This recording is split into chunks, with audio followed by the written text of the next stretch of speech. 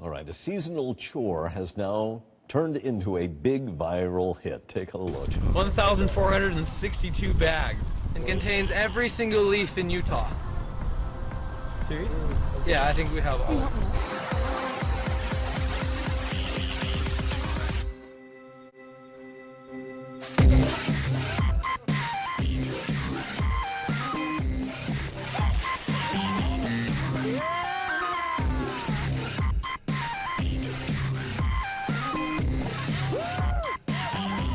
It is entitled The World's Biggest Pile of Leaves. I wonder how they got that. The video shows some friends in Utah jumping from a rooftop into a 17-foot heap.